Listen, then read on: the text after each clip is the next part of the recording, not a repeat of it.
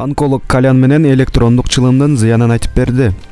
Дарыгердин айтымында таза абадан башка өпкөгө кирген бардык бөтөн заттар аны жабыркатып, илдетке чалдыктырат.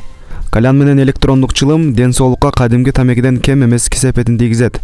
Бул тууралуу Россиянын саламаттык сактоо министрлигинин башкы онкологу Андрей Капринге шилтеме берип РИА Новости жазды.